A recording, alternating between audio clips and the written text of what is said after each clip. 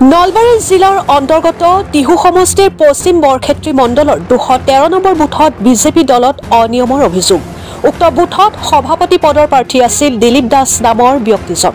কিন্তু মন কৰিবলগীয়া বিষয়টো হ'ল যোৱা 10 ডিচেম্বৰ তাৰিখে তালিকাত তেখেতৰ নামটো অন্তৰ্ভুক্ত হ'ল আৰু 11 ডিচেম্বৰ অৰ্থাৎ পিছদিনা তেখেতৰ নামটো কৰ্তন হ'ল। মূল বিষয়টো হ'ল দিলীপ দাস নামৰ ব্যক্তিজনক কেইটামান মিছা অভিযোগত ফচাই তেখেতৰ নামটো কৰ্তন কৰা হ'ল। অভিযোগ কেইটা হ'ল দিলীপ দাস নামৰ ব্যক্তিজন 10 তাৰিখে তালিকাত নাম অহা কাৰণে বোমা মাৰা মিছা অভিযোগ আৰু দিলীপ দাসক গাঁৱৰ পৰা পৃথক কৰি থোৱা অভিযোগ এইকেইটা মিছা অভিযোগ দিয়া বুলি দাবী জনাই সভাপতি পদৰ প্ৰাৰ্থীজনে। লগতে দিলীপ দাস নামৰ বিজেপিৰ সক্ৰিয় কৰ্মীজনে কয় যে আগন্তুক পঞ্চায়ত নিৰ্বাচন আহি আছে, এই ৰূপত যদি বুথত সভাপতি বা কমিটি গঠনক লৈ খেলিমেলি চলায় তেন্তে ভোটাৰে কিহৰ ভিত্তিত ভোট দিব, এনেকৈ তেওঁ মত প্ৰকাশ কৰে।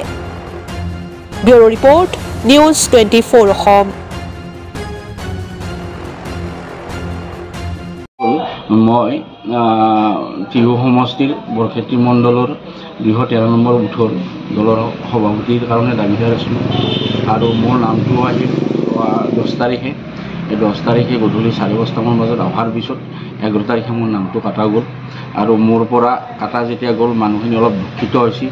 দুখিত হোৱাত মানুহখিনি ছাৰ পাটোৱাৰী ছাৰৰ ওচৰলৈ গ'ল আৰু পাটোৱাৰী ছাৰে 3টামান কাৰণ কৈছে। তেখেতে কৈছে যে দিলীপে বোমা মাৰিছে, বোমাটো মই মাৰা নাই, 1 নম্বৰ কাৰণ। দ্বিতীয় কাৰণ হ'ল যি গাঁৱৰ পৰা এৰি থৈছে দিলীপক, সেই গাঁৱৰ পৰাতো এৰি থোৱা নাই, সেইটো মিছা অভিযোগ।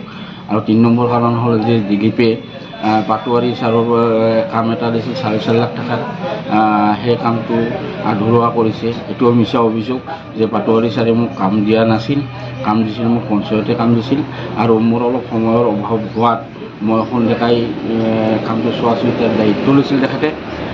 কামখিনি ধুনীয়া হৈছিল তেখেতৰ, তাত মানে চোৱা চিতাৰ কাৰণে এবাৰ মাজতে বিডিঅ' বাইদেউ আহিল, বিডিঅ' বাইদেউ যেই আহি কামখিনি ঠিকে আছে, সেই সময়ৰ গাঁৱৰ ৰাইজেই কৈছিল যে এনেকৈ কামখিনি কৰিছে, ভালেই হৈছে, গতিকে ইয়াত ভুল হ'ব লগা নাই। মোৰ মিছা অভিযোগত তাৰ মানে কি মোৰ বুথৰ সভাপতিটো কাটা গৈছে, এইখিনি ক'ব লগা কাৰণে দুখ লাগিছে যে মই পায়ো হেৰালোঁ।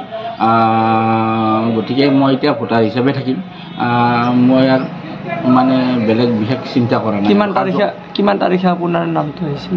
মোৰ নামটো আহিছিল 10 তাৰিখে আৰু কৰ্তন কটা গৈছিল 11 তাৰিখে।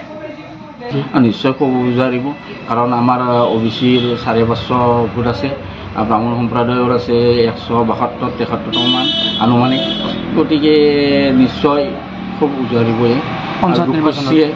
দুখ কৰিছে মানুহখিনি, এইটো লৈ এটা ক্ষতি হ'ব বুলি মই ভাবোঁ, যিহেতু সমাগত পঞ্চায়ত নিৰ্বাচন।